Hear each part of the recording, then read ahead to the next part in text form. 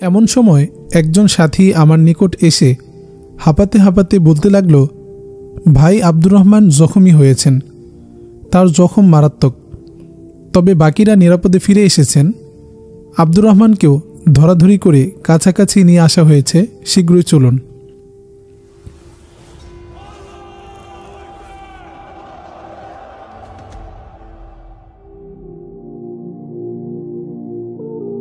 আমার এতক্ষণের প্রফুল্লতার রেশ কেটে গিয়ে মুখে বিষাদের ছায়া নেমে এলো।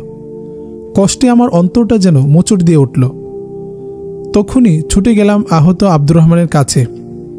তার অবস্থা সত্যিই সংকটাপন্ন। নিকটে হাঁটু গেড়ে বসে তার মস্তকটা আমার কোলে তুলে নিয়ে দ্রুত চিকিৎসার ইন্তজাম করতে নির্দেশ দিতে যাচ্ছিলাম, তখন আব্দুর রহমান আমাকে হাত ইশারায় থামিয়ে দিয়ে টেনে টেনে বলল, দোস্ত, তুমি অভিজ্ঞ যোদ্ধা, বুঝিয়ে বলার দরকার নেই, আমার সময় শেষ, অনর্থক পেরেশান হও না। আমি খুশি যে তোমার মতো একজন খোদাপ্রেমিক সফল মুজাহিদের কোলে মাথা রেখে শেষ নিঃশ্বাস নিতে পারছি। তার এই কষ্টজড়িত কণ্ঠের প্রতিটি কথা আমার অন্তরকে বিদীর্ণ করে দিচ্ছিল। সান্ত্বনা দেবার ভাষা আমি হারিয়ে ফেললাম। কেবল উষ্ণ আলিঙ্গনে তাকে আরও জোরে চেপে ধরে কপালে চুমু খেলাম। বাষ্পরুদ্ধ কণ্ঠে বললাম, ভাই আমার, আমাকে ফাঁকি দিয়ে আগেই তুমি চলে যাচ্ছ? আব্দুর রহমানের কণ্ঠ আরও জড়িয়ে আসছে।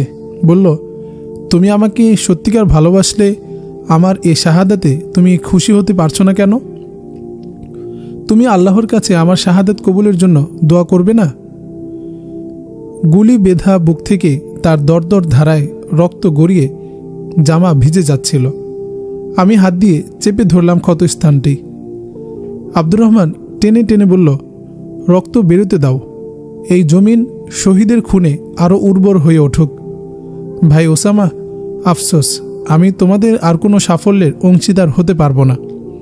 একটা অনুরোধ রাখবে কি ভাই আমার? বললাম, বলো কি করতে হবে আমায়? আমার লাশটা যে করেই হোক বাড়িতে দিয়ে এসো। হতে পারে আমার এই লাশ আমার আব্বাকে সুপথে ফিরিয়ে আনতে পারে। আমি যে তার একমাত্র পুত্র, আমার আব্বা আম্মা ও একমাত্র বোনটিকে সুপথে ফিরিয়ে আনার একটু কোশিশ তুমি করো ভাই। আমি জানি আমার মৃত্যু তাদের কিছুটা হলেও বিচলিত করবে। আমার দৃঢ় বিশ্বাস অল্প কদিনেই তোমরা শুধু কৃষ্ণপুরী মুক্ত করবে না, বরং গোটা কার্গিল সহসাই তোমাদের নিয়ন্ত্রণে চলে আসবে। বিদায় দোস্ত, সমুদয় কসুর মার্জনা করো। লা ইলাহা ইল্লাল্লাহু মুহাম্মাদুর রাসূলুল্লাহ। আমার দু চোখে অশ্রুর বন্যা। চাপা কান্না সামলে নিয়ে পড়লাম, ইন্না লিল্লাহি ওয়া ইন্না ইলাইহি রাজিউন। হঠাৎ লক্ষ্য করলাম শহীদ আব্দুর রহমানের তাজা খুন থেকে যেন এক অপার্থিব সুগন্ধ চারদিকে ছড়িয়ে পড়ছে। আমি আবেগ মথিত কণ্ঠে ঘোষণা করলাম, বন্ধুরা শুনে রাখো, মির্জা আব্দুর রহমান শহীদ হয়েছেন। এই দেখো তার খুন থেকে কেমন সুগন্ধ ছড়াচ্ছে। তার প্রতি বিন্দু খুনের বদলা আমরা এই জমিনেই নিব ইনশাআল্লাহ। আব্দুর রহমানের লাশ তার শেষ ইচ্ছামতো বাড়িতেই দাফন করা হবে। আর আজ রাতে আমরা কৃষ্ণপুরের দ্বিতীয় ঘাঁটিতে আক্রমণ করব। তোমরা তৈরি হয়ে নাও। আমি সুপ্রিম কমান্ড থেকে অনুমতি আদায় করে এক্ষুনি পার্শ্ববর্তী মুজাহিদ ক্যাম্প থেকে আরও এমুনিশন ও মুজাহিদ আনিয়ে নিচ্ছি। আমার ঘোষণায় মুজাহিদদের মধ্যে একটা রোমাঞ্চকর গুঞ্জরণ শুরু হয়ে গেল। আসন্ন শীত মৌসুমের মধ্যে কার্গিলের পূর্ণ নিয়ন্ত্রণ লাভের লক্ষ্যে পরিচালিত আমাদের প্রতিটি আক্রমণ ছিল পরিকল্পিত। অর্থাৎ এখন থেকে বিক্ষিপ্ত কোনো আক্রমণ নয়, বরং আমাদের দখলকৃত 1 ইঞ্চি জমিনও ছেড়ে না দিয়ে যতটুকু রক্ষা করতে পারব, ঠিক আক্রমণ হবে ততটুকু এরিয়ার মধ্যেই। সে হিসেবে আইবি ক্যাম্প ও কৃষ্ণপুরের প্রথম ক্যাম্পটি এখন আমাদের দখলে। শত্রুরা নিশ্চয়ই আজ রাতে দ্বিতীয় কোনো ক্যাম্পে আক্রমণের আশঙ্কা করবে না। তাদের এই অপ্রস্তুত অবস্থার সুযোগ গ্রহণ করবে মুজাহিদরা। এমন একটা ধারণা নিয়ে দ্বিতীয় ক্যাম্প আক্রমণের সিদ্ধান্ত গ্রহণ করি। সুপ্রিম কমান্ডারের কাছ থেকে অনুমতি নিতে খুব একটা বেগ পেতে হয়নি।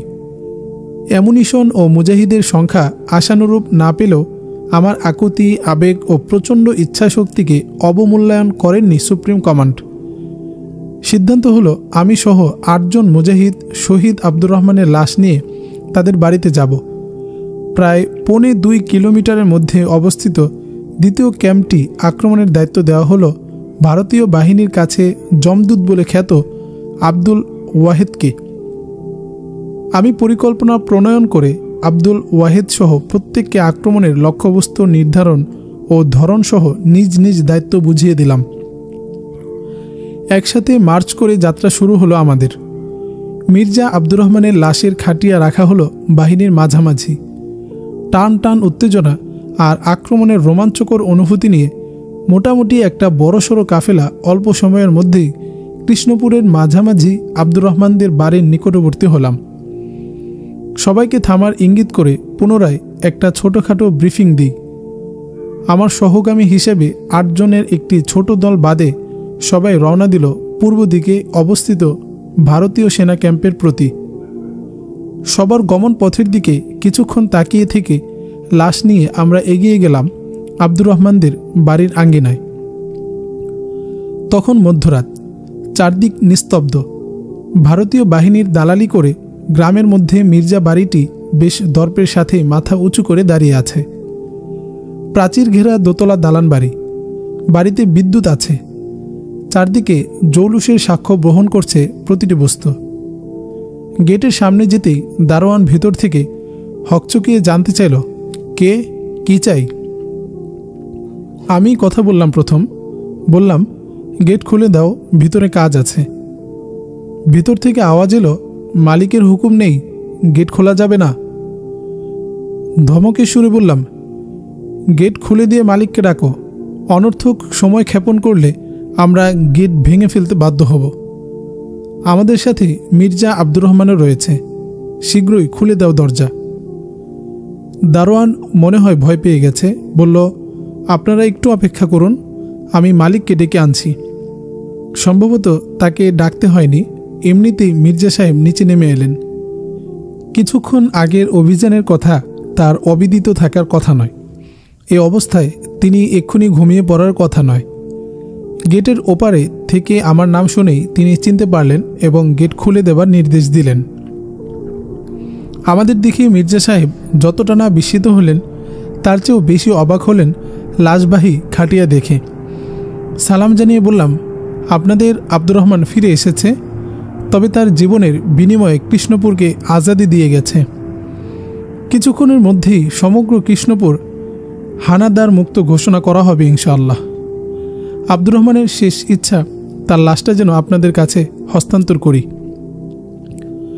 প্রথম দর্শনে মির্জা সাহেবকে যতটা স্পর্ধিত, গর্বিত, কর্তৃত্বপরায়ণ বলে মনে হয়েছিল, আমার কথা শুনে 50 ঊর্ধ্ব এই সুঠাম দেহের মানুষটি হঠাৎ যেন বিধ্বস্ত, ধ্বংসস্তূপে পরিণত হলেন। ছুটে গিয়ে ঢাকা দেয়া চাদরের প্রান্ত সরিয়ে প্রিয় সন্তানের মুখখানি দেখে হাউমাউ করে কেঁদে ফেললেন। তার কান্নার শব্দে বাড়িটি যেন দিনের চঞ্চলতা ফিরে পেল। ওপর থেকে মা মেয়ে ছুটে এলেন খবর শুনে। বিদ্যুতের আলোতে তাদের দেখে মনে হলো তারা যেন চলনে বলনে একটু বেশি আধুনিক। কলেজ পড়ুয়া আব্দুর রহমানের যুবতী বোনটার পোশাক আশাক দেখে মনে হবে মুম্বাইয়ের কোনো নায়িকা যেন নাইট ড্রেস পরে শুটিং স্পটে নেমে এলো। এদের দেখে কে বলবে যে এরা কোনো অভিজাত মুসলিম ঘরের সদস্য? বাড়িতে কান্নার রোল পড়ে গেল। চাকর বাকর সহ বাড়ির প্রতিটি প্রাণী এবং প্রতিবেশীদেরও অনেকেই ছুটে এলো চিৎকার চেঁচামেচি শুনে। আমি কিছুটা গম্ভীর সুরে বললাম, দাফন কাফনের জোগাড় করুন, আমরা অল্পক্ষণের মধ্যেই জানাজা ও দাফন কাফন সেরে চলে যাব। আমাদের হাতে সময় খুবই কম, জলদি করুন। আমাদের প্রতি মির্জা সাহেবের মনোভাব বোঝা গেল না। তিনি এগিয়ে এসে বললেন, দিনের বেলা দাফন কাফন করলে হয় না? কণ্ঠে দৃঢ়তা এনে বললাম, না, হয় না। আপনারা ভুলে যাচ্ছেন, এটা কোনো সাধারণ মানুষের লাশ নয়। তিনি একজন শহীদ মুজাহিদ। তার লাশের কোনোরূপ অমর্যাদা হোক, এটা আমরা চাই না। তাছাড়া বেশি জানাজানি হয়ে হাঙ্গামা করলে আপনাদেরও ক্ষতি হতে পারে। মির্জা সাহেব গুম মেরে গেলেন। এতক্ষণে যেন আমার কথা তিনি উপলব্ধি করতে পেরেছেন। বললেন, তাই হবে বাবা, এখনই আমি সব ব্যবস্থা করছি। তার কণ্ঠ কেমন যেন বিধ্বস্ত মনে হলো। আমরা যখন জানাজা শেষে শহীদ আব্দুর রহমানের লাশ কবরে নামাচ্ছিলাম, তখন কৃষ্ণপুরের পূর্ব প্রান্তে কিয়ামতের গর্জন শোনা যাচ্ছিল। আমার বুঝতে বাকি রইল না, কমান্ডার আব্দুল ওয়াহেদ তার আক্রমণটি পরিকল্পনা মতোই চালাতে পেরেছে। বিস্ফোরণের প্রতিটি শব্দ শুনে অকুস্থলের দৃশ্যটা আমার চোখে ভেসে উঠছিল। আমি মনের চোখে পরিষ্কার দেখতে পাচ্ছিলাম বীর মুজাহিদরা কোথায় কিভাবে অবস্থান নিয়ে আক্রমণ পরিচালনা করছে। তবু লড়াইয়ের ফাইনাল খবরটা জানার জন্য আমার মনটা বেকারার হয়ে উঠল। মির্জা সাহেব উৎকর্ণ হয়ে বিস্ফোরণের শব্দ শুনছিলেন। আমার কাঁধে হাত রেখে বিস্ফারিত নয়নে জানতে চাইলেন, বেটা কি হচ্ছে এসব? কিছুই বুঝতে পারছি না। বললাম, কৃষ্ণপুর আজাদ হচ্ছে চাচাজান। ভারতীয় হায়নাদের জবরদখল থেকে মুক্ত হচ্ছে। কিছুক্ষণের মধ্যেই সব জানতে পারবেন। আমরা এক্ষুনি বিদায় নেব, রাত আর বেশি বাকি নেই। 10-12 জন প্রতিবেশী ও 8 সদস্যের মুজাহিদের ছোট দলটি নিয়ে হৃদয়ের সব আকুতি জানিয়ে মহান আল্লাহর দরবারে আবেগময় একটি মোনাজাত পেশ করলাম। মোনাজাতের ভাষা শুনেই সম্ভবত মির্জা সাহেব আব্দুর রহমানের প্রতি আমাদের ভালোবাসার পরিমাণ উপলব্ধি করতে পারলেন। বুঝতে পারলেন আমাদের মিশন, জিহাদের গুরুত্ব এবং তার নিজের বেঈমানির পরিণতি। তার অন্তর্চক্ষু যেন খুলে গেল। এতদিনের জং ধরা ইমানি তেজ যেন নতুন সারায় জেগে উঠল আরও দীপ্তিমান হয়ে। মোনাজাত শেষে মির্জা সাহেব আমাকে বুকে জড়িয়ে ধরে বলতে লাগলেন, বেটা তুমি শুধু বলে যাও আমার এতদিনের বুজদিলের কাফারা কি হতে পারে। বললাম, তওবা এবং তওবা। সেই সাথে কাশ্মীরকে শয়তানের কবল থেকে মুক্ত করতে যদি কিছু সামর্থ্য থাকে তা কাজে লাগানো, আর আমাদের জন্য দোয়া। এই তো। এতদিনের কঠিন এবং কর্তৃত্বপরায়ণ মানুষটার এই অসহায়ত্বের রূপটা আমাকে অভিভূত করে দিল। তিনি ফুপিয়ে ফুপিয়ে কাঁদছিলেন। বললাম, চাচাজান আপনি কাঁদছেন? আপনি তো চরম সৌভাগ্যবান যে আপনি একজন শহীদ মুজাহিদ বেটার পিতা। এর চেয়ে সৌভাগ্য একজন মুসলমানের আর কি হতে পারে বলুন? কয়েকটা সান্ত্বনার বাণী বলে তাকে একটু আড়ালে ডেকে নিয়ে বললাম, চাচাজান আপনি তো জানেন শয়তানদের কোনো বিশ্বাস নেই। আব্দুর রহমানের কথা মতো তার লাশ বাড়িতেই দাফন করা হলো, কিন্তু এই লাশ বা তার কবরের কোনো অমর্যাদা আমরা হতে দিতে পারি না। সপ্তাহখানেক তার কবরের সিকিউরিটি হিসাবে কটি স্থল মাইন পুঁতে রেখে যাচ্ছি। আপনাদের কেউ যেন কবরের আশপাশে কদিন না যায়। সময় হলে আমরাই তা সরিয়ে নিয়ে যাব। কোনো পত্তলিক যেন শহীদের লাশ বা কবরের কোনোরূপ অমর্যাদা না করতে পারে, তার জন্য এই ব্যবস্থা। মির্জা সাহেব আমার কথায় ঘাড় কাত করে সায় দিলেন এবং আমাকে বুকে জড়িয়ে ধরে বললেন, আমার শহীদ সন্তানের কসম, মৃত্যুর পূর্ব পর্যন্ত আমার একমাত্র ধ্যান জ্ঞান হবে মুজাহিদদের সহযোগিতা করা। কাশ্মীর আজাদ করতে আমার জীবন ও সম্পদ আল্লাহর নামে ওয়াকফ করে দিলাম। প্রয়োজনীয় কাজ সেরে আমরা রাস্তার পাশে এসে দাঁড়ালাম। কিছুক্ষণ আগেই গুলির শব্দ বন্ধ হয়ে গেছে। রাস্তায় উঠেই দুজন মুজাহিদের সাথে দেখা। কিছু জিজ্ঞেস করার আগেই তারা বলল, আলহামদুলিল্লাহ, অপারেশন সাকসেস। সবাই ফিরে আসছে। আব্দুল ওয়াহিদ ভাই বলেছেন, রাতের অন্ধকার থাকতে থাকতেই আমাদের নিরাপদে চলে যেতে হবে। আল্লাহর শুকর আদায় করে বললাম, অবশ্যই। ওরা কতক্ষণের মধ্যে পৌঁছবে? আমার কথা শেষ হবার আগেই দেখি 2-4 জন করে মুজাহিদ এগিয়ে আসছে আমার দিকে। এমন সময় আব্দুল ওয়াহিদ ছুটে এসে আমাকে জড়িয়ে ধরে বলল, আল্লাহর শুকর, আমাদের কেউ একটুখানি আহতও হয়নি। শত্রুদের সিংহভাগ মারা গেছে, বাকিরা আহত। এদিকের খবর বলুন। বললাম, চলো, যেতে যেতে বলা যাবে। আমি চিন্তা করছি আগামীকাল দিনের আলোতে ওরা ক্ষুধার্ত হায়নার চেয়েও হিংস্র হয়ে গ্রামে কোনো পৈশাচিকতা শুরু করে দেয় কিনা। 15ই আগস্ট ভারতের স্বাধীনতা দিবস। এদিন ভারত অধিকৃত কাশ্মীরে পালিত হয় কালো দিবস। কড়া নিরাপত্তার ভিতর দিয়ে সরকারি অনুষ্ঠান ছাড়া কোনো আনন্দ উৎসব পালিত হয় না। সেদিন চারদিকে থাকে কেবল কালো পতাকার ছড়াছড়ি। কাশ্মীরের জনতা 14ই আগস্ট তাদের স্বাধীনতা উৎসব পালন করে।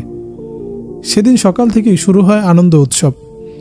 জাতীয় পতাকা বুকে জড়িয়ে রাস্তায় নামে যুবক, বৃদ্ধ, এমনকি শিশু কিশোররাও। প্রতিটি ঘরে আজাদের চিহ্ন, চারতারা খচিত পতাকা শোভা পায়। রাস্তার মোড়ে মোড়ে দেখা যায় স্বাধীনতার দাবি ও ভারতের বিরুদ্ধে ঘৃণা এবং শাহাদাতের অমর বাণী লিখিত সবুজ ব্যানার টানানো।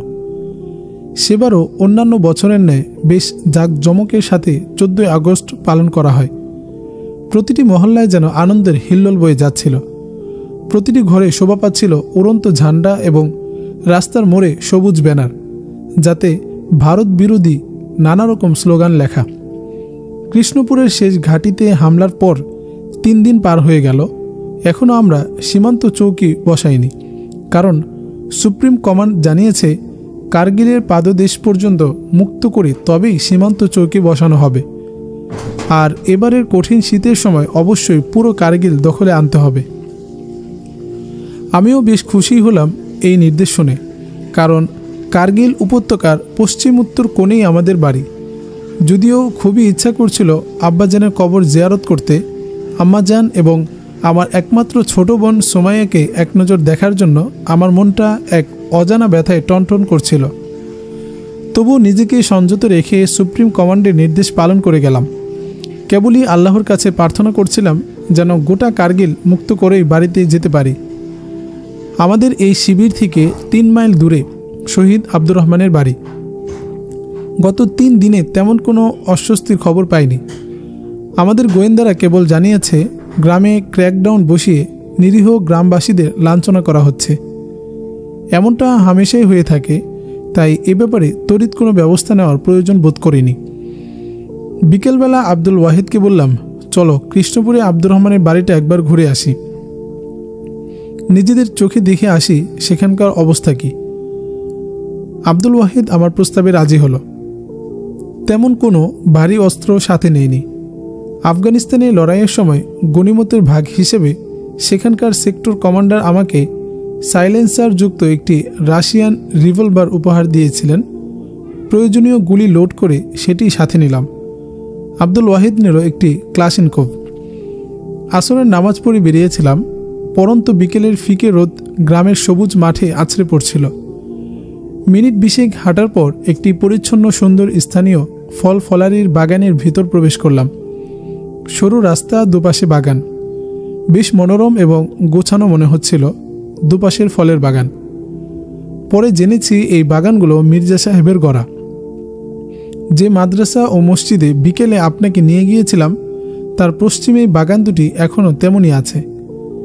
এসবের সমুদয় আয় এখন এই মসজিদ মাদ্রাসার খাতে ব্যয় হয়।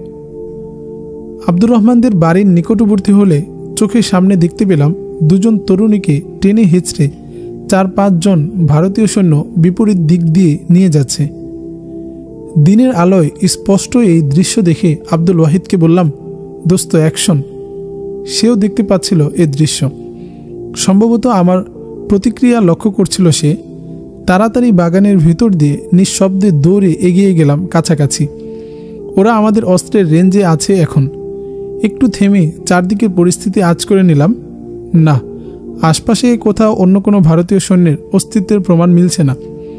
মুখে আঙ্গুল দিয়ে আব্দুল ওয়াহিদকে শব্দ করে ফায়ার করতে নিষেধ করে দ্রুত আমি এগিয়ে গেলাম সামনে। একটি বড় ফলবান বৃক্ষের আড়ালে থেকে সাইলেন্সার যুক্ত রিভলভারটি তাক করলাম। ট্রিগার টানার সাথে সাথে ফনা তোলা সাপের শীষের মতো শব্দ করে এক ঝাঁক গুলি বেরিয়ে গেল। মুহূর্তেই লুটিয়ে পড়ল 3 জন শত্রু সেনা। তাদের হাত ফসকে ছিটকে দাঁড়ালো তরুণীদ্বয়। ঘটনার আকস্মিকতায় তারাও থরথর করে কাঁপছে। গুলির শব্দ না হওয়ায় অপর সৈন্যটি সীমাহীন বিস্মিত হয়ে এদিক সেদিক তাকাচ্ছিল। কিছু বুঝে ওঠার আগেই আবার ট্রিগার চাপলাম। গোড়া কাটা গাছের মতো লুটিয়ে পড়ল তার লাশ জমিনে। আব্দুল ওয়াহিদ হাসতে হাসতে কাছে এসে বলল, দোস্ত, তাজ্জব অস্ত্রটি তুমি সাথে করে এনেছ সেটা তো আগে বুঝিনি। আমি তো ভেবেছিলাম সাধারণ রিভলভার। হেসে প্রত্যুত্তর দিয়ে এগিয়ে গেলাম তরুণী 2 জনের দিকে। তারা তখন কবুতরের মতো কাঁপছিল। সম্ভবত নরপিশাচদের টানা হেঁচড়ায় গায়ের বসন তাদের সবটুকু গায়ে নেই। পথে হয়তো ছিঁড়ে ছুঁড়ে ফেলে দিয়ে থাকবে। এক নজর চোখ তুলে তাকালাম ওদের দিকে। ভয় আর লজ্জার আবেশ মাখানো এক আশ্চর্য অভিব্যক্তি ফুটে রয়েছে তাদের মুখাবয়বে। তখনও চিনতে পারিনি এদের একজন আব্দুর রহমানের বোন নূরজাহান। সেদিন রাতে তার অপরিসর নাইট ড্রেসে মনে হয়েছিল মুম্বাইয়ের কোনো নায়িকা, কিন্তু আজ দিনের আলোতে এতটা কাছ থেকে দেখে মনে হচ্ছে তার রূপ ঐশ্বর্য মুম্বাইয়ের যে কোনো নায়িকার চেয়েও কমনীয় এবং শিল্প সুষমাপূর্ণ। বিশ্বাস করুন মাহমুদ সাহেব, আল্লাহ তাআলাকে ভয় করেই মেয়েদের প্রতি একবারের বেশি দৃষ্টি আমি দেইনি কোনো দিন, কিন্তু আজ কি যেন হলো, আমার চোখ নূরজাহানের উপর থেকে সরাতে বেশ দেরি যেন হলো। উত্তেজনায় উৎকণ্ঠায় তার গোলাপের পাপড়ির মতো উষ্ঠদয় বাঁশপাতার মতোই কাঁপছিল। তাদের এবং আমাদের মুখ থেকে কোনো কথাই বের হচ্ছিল না। এ যে আব্দুর রহমানের বোন নূরজাহান তা আমি চিনতে না পারলেও সে ঠিকই আমাকে চিনেছিল। আব্দুল ওয়াহিদ বলল, আমরা তোমাদের ভাই, তোমাদের বাড়ি কোনটা?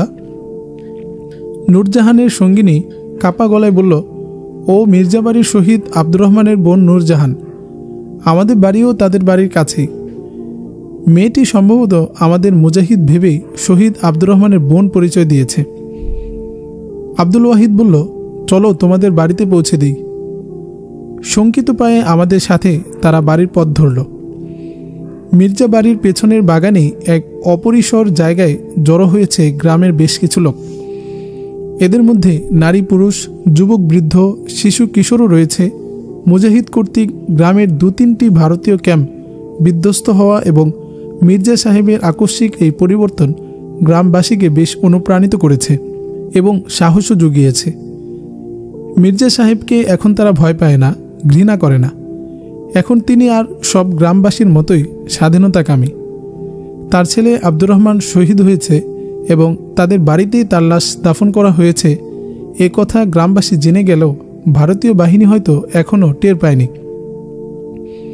নূরজাহান দৌড়ে গিয়ে বাপের বুকে ঝাঁপিয়ে পড়ে ফুপিয়ে কাঁদতে লাগল।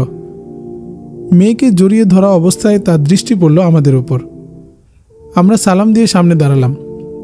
সমবেত গ্রামবাসীও উৎসুক দৃষ্টি মেলে তাকালো আমাদের দিকে। এতক্ষণ এখানে চাপা বিলাপ চলছিল।